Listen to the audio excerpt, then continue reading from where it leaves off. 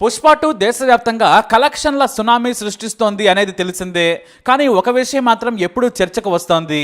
ఎర్రచంద్రం దొంగ ఓ హీరో, ఆ దొంగ చేసే చెడ్డ పనులకు ఫ్యాన్స్ ఫిదా అవుతున్నారు. ఇది సమాజంలో చెడుకు దారితీస్తుందనే చర్చ మొదలైంది. దొంగలే హీరోలుగా కనిపిస్తే, హీరోలే దొంగలను గ్లోరిఫై చేస్తే దాని ప్రభావం దారుణంగా ఉంటుందని చాలా మంది కమెంట్స్ చేస్తున్నారు. గతంలో కొంతమంది విశ్లేషకులు కూడా అన్నారు. అంతకుముందు డిప్యూటీ సీఎం హోదాలో పవన్ కళ్యాణ్ విమర్శించారు. తాజాగా రాజేంద్ర ప్రసాద్ కూడా ఆ ధోరణిలోనే అన్నారు. అంటే సీనియర్ లెజెండరీ నటుడైన రాజేంద్ర ప్రసాద్ ఎందుకు అలా అన్నారు? ఐకాన్ స్టార్ అల్లు అర్జున్ ను అవమానించడానికే ఆ మాట అన్నారా అనే చర్చ మొదలైంది. అసలు రాజేంద్ర ప్రసాద్ ఏమన్నారో చూద్దాం. హరికథ వెబ్ సిరీస్ ప్రమోషన్ లో భాగంగా ఆయన మీడియాతో మాట్లాడారు. చూస్తూనే ఉన్నా కళ్ళ ముందు, నిన్నగాక మొన్న ఆడెవడో ఎర్రచందనం దొంగంట, వాడు హీరో. సరే, హీరోల్లో మీనింగ్లు మారిపోయాయన్నారు రాజేంద్ర ప్రసాద్. ఆయన డైరెక్ట్గా అల్లు అర్జున్ విమర్శించలేదు, ఆయన చేసిన పాత్రను విమర్శించారనేది నిజం. కానీ ఆ పాత్రను కూడా రాజేంద్ర ప్రసాద్ తప్పు పట్టలేదు. కాకపోతే ఆడెవడో చందనం దొంగ హీరో అన్న మాటను హైలైట్ చేస్తూ అందరూ రాజేంద్ర ప్రసాద్ను టార్గెట్ చేస్తున్నారు. అల్లు అర్జున్ విమర్శించారు అనే విశ్లేషణలు కూడా చేస్తున్నారు. కాకపోతే నేటి తరం హీరో పాత్రలకు మీనింగులు మారిపోయాయని చాలా క్లియర్గా చెప్పారు. మీరు చూస్తూనే ఉన్నారు కళ్ళ ముందు. నిన్నగా మొన్న చూసాం, ఆడెవడో చందనం దొంగ వాడు హీరో. సరే, హీరోల్లో మీనింగులు మారిపోయినాయి. సమాజంలో చుట్టూ ఉన్న పాత్రలే నేను హీరోగా చేశాను. లేడీస్ టైలర్లో హీరో సన్నాసి, పేకాట పాపారావు హీరోనా, ఏప్రిల్ 1 విడుదలలో హీరో దొంగ. కాకపోతే మనతో పాటు మన చుట్టూ ఉన్న వ్యక్తుల పాత్రలనే తీసుకుని నేను హీరోగా పోషించాను. ఇంతకాలం మీ ముందు నటిస్తూ నిలబడ్డానని చెప్పారు ఆయన. ఇక పుష్పలో అల్లు అర్జున్ దొంగ పాత్ర చేశారు, చెడ్డదని అనలేదు. మన చుట్టూ ఉన్న పాత్ర మాత్రం కాదన్నారు ఆయన. కానీ అలాంటి దొంగలు మనలో లేకున్నా మన సమాజంలో ఉన్నారు కాబట్టే ఆ పాత్ర పుట్టిందనేది నిజం. కాకపోతే నేను మన మధ్యలో ఉన్న వ్యక్తులను హీరో పాత్రలుగా చేశానని చెప్పారు. అంతే తప్ప పుష్పను కానీ హీరో అల్లు అర్జున్ కానీ విమర్శించలేదు. కాకపోతే తనకు తానుగా గొప్పగా చెప్పుకోవడానికి ప్రయత్నించారు. నేను 5 తరాలతో నటించిన నటుడిని, రామారావు నాగేశ్వరరావు, ఆ తర్వాత కృష్ణ శోభన్ బాబు, చిరంజీవి బాలయ్య, ఆ తర్వాత మహేష్ బాబు ఎన్టీఆర్తో పాటు నేటి యంగ్ జనరేషన్తో కూడా నటిస్తున్నాను. అయితే నేను హరికథలో వేసిన పాత్ర ఎన్టీఆర్ కాలం నాటిది. హరికథలు చెప్పుకునే హీరో పాత్ర లాంటిది. ఆ హరికథలు చెప్పుకునేవారు ఇప్పుడు లేరు, ఆ జనరేషన్లోనే ఉన్నారు. అలాంటి క్యారెక్టర్ నాకు రావడం అదృష్టమని చెప్పారు రాజేంద్ర ప్రసాద్. ఇది చెప్పడం కోసం ఆయన వాడెవడో ఎర్రచందనం దొంగ హీరో అంటాన్ని మొదలు పెట్టారు. అంతే, ఏదో చెప్పాలనుకుని ఏదో చెప్పారు.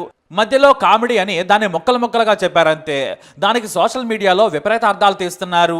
ఎర్రచందనం దొంగ హీరోనా అని రాజేంద్ర ప్రసాద్ పుష్ప హీరో అల్లు అర్జున్ విమర్శించాడని తీవ్రంగా నెగిటివ్ స్టోరీలు రాసేశారు. కానీ రాజేంద్ర ప్రసాద్ అలా చెప్పలేదు. పైగా జులై నుంచి బన్నీకి రాజేంద్ర ప్రసాద్కి మంచి అనుబంధం కూడా ఉంది. ఇక దీనిపై రాజేంద్ర ప్రసాద్ స్పందించారు కూడా. ఈ వివాదం చిలికి గాలివానగా మారడంతో రాజేంద్ర ప్రసాద్ స్పందించారు. తాను చేసిన వ్యాఖ్యలపై వివరణ ఇచ్చారు రాజేంద్ర ప్రసాద్. అబ్బెబ్బే, చిచిచి, అల్లు అర్జున్ నా బిడ్డలాంటాడు, వాడిని నేను అలా అంటానా? వాడెవడో అజ్ఞానంతో నేను అన్న మాటలు అర్థం కాక అలా రాశాడంటూ అల్లు అర్జున్ పై పొగడతల వర్షం కురిపించారు రాజేంద్ర ప్రసాద్. ఏదో నెగిటివ్, మనం ఏదో నెగిటివ్ మాట్లాడినట్టుగా ఎవడు కలర్ ఇచ్చాడు, వాడెవడో తెలిస్తే మనకెవరికి తెలిసే అవకాశం లేదు. ఆ రాసిన వాడెవడో, ఏది పుష్ప 2లో హీరో దొంగ. పుష్ప 2 లాంటి సినిమా తీయటం ఎవరికీ సాధ్యం కాదు. ఎవడ పడితే వాడు పుష్ప లాంటి సినిమా చేయలేడు. అలాంటి సినిమా చేయమనండి చూస్తాను అన్నారు రాజేంద్ర ప్రసాద్. నేను అల్లు అర్జున్ గురించి నెగిటివ్ గా మాట్లాడని రాసిన రాతలు చూస్తే నవ్వొచ్చింది. పోనీలే, ఇంతకాలానికి నా గురించి నెగిటివ్ కలర్ ఇచ్చారు. ఆ రాసిన వాడెవడో కానీ పుష్ప 2లో హీరో దొంగ అని నేను అన్నట్టుగా రాసి పారేశాడు. అసలు నేను మాట్లాడిన ఉద్దేశం అది కాదు. నేను దొంగ అంటే అల్లు అర్జున్ దొంగ అయిపోతాడా? పైగా అల్లు అర్జున్ ఎవరు? నా బిడ్డలాంటాడు, నన్ను పిచ్చగా ప్రేమిస్తాడు, గురువు గారు అని అంటాడు. జులై సినిమా టైంలో గురువు గారు మీరు నాకు ఎంతో నేర్పారన్నాడు అల్లు అర్జున్.